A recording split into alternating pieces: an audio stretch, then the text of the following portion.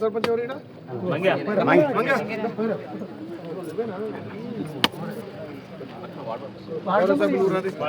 Bye కొట్టు bye మిగిలితే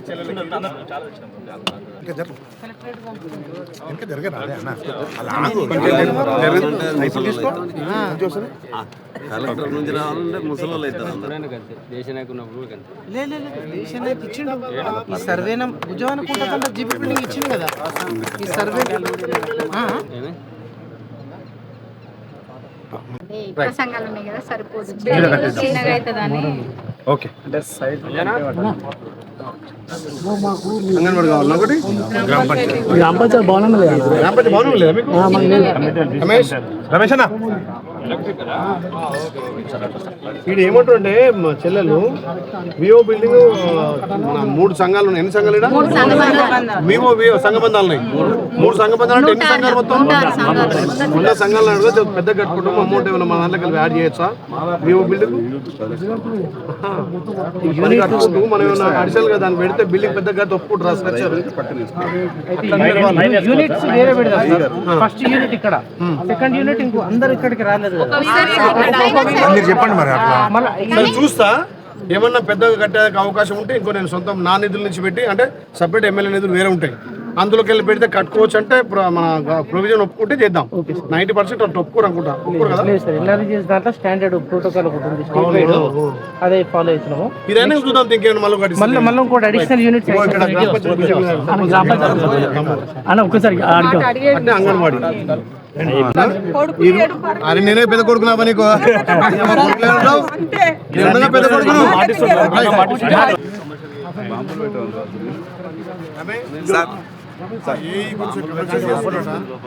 రమ్మని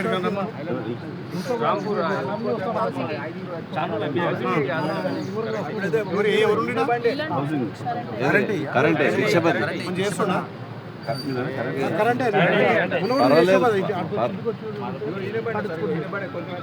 నువ్వు ఎమ్మెల్యే వస్తున్నట్టు ఆ డిపార్ట్మెంట్లు అంటే రమ్మన్నాయా? సండే సరే రాకపోతే నెక్స్ట్ టైం ఉండాలి, ఏ ఉండాలి, రెవెన్యూ డిపార్ట్మెంట్ ఉండాలి, ఎంపీడీ డిపార్ట్మెంట్ ఉండాలి. ఉండకపోతే ఎట్లా? ఏ ఊళ్ళో సమస్యలు ఆ ఊళ్ళో పరిష్కరించిపోదాము.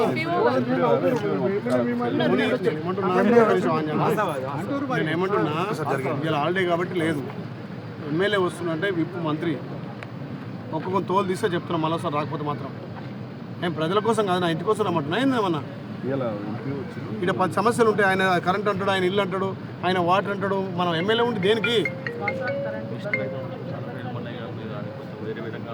నెక్స్ట్ ఎమ్మెల్యే షెడ్యూల్ ఉందంటే కంపల్సరీ ఆఫీసర్లు అందరూ అటెండ్ కావాలి. ఏమో ఒకతన ఒక గంట సేపు రివ్యూ పెట్టాలి. వాళ్ళ సమస్యలు ఊళ్ళో సమస్యలు ఉంటే ఇక్కడికక్కడ మాట్లాడాలి.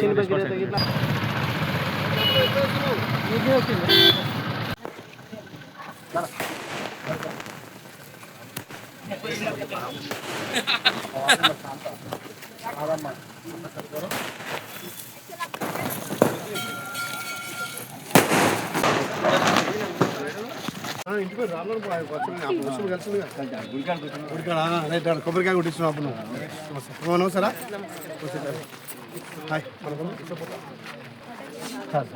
అయ్యా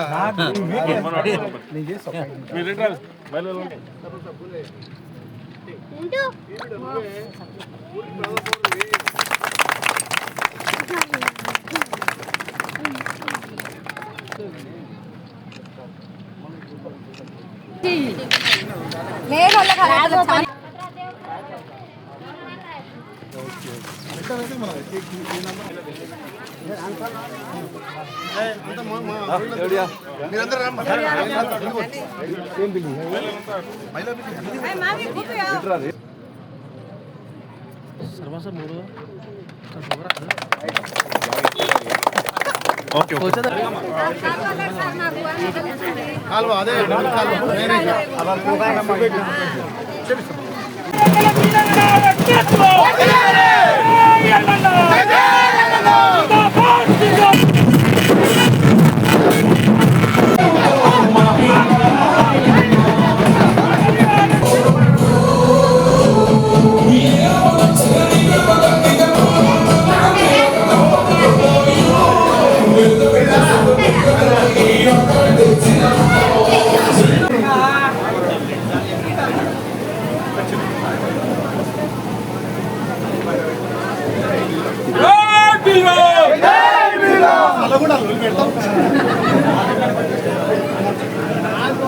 అన్న వెనక రాన్న అన్న వెనక రా ఫోటో రాదు అమ్మాయి కూడా వెనక జరగమ్మా సొంతింటి కాదు నెరవేరిందా ఎట్టుంది అమ్మా సొంతింటి కాదు నెరవేరి చాలా సంతోషం.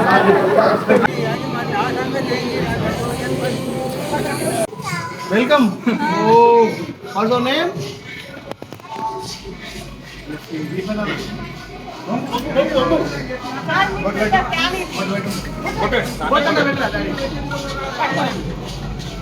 Thank you.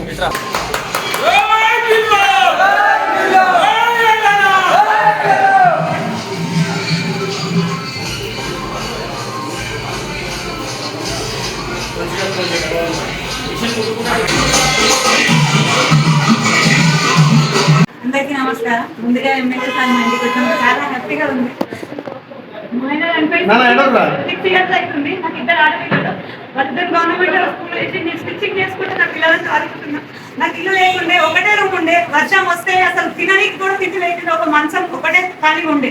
ఆ మంచం మీద కూర్చొని అన్నం మీద పెట్టుకుంటే పండ పెట్టుకున్న రోజులు ఉన్నాయి.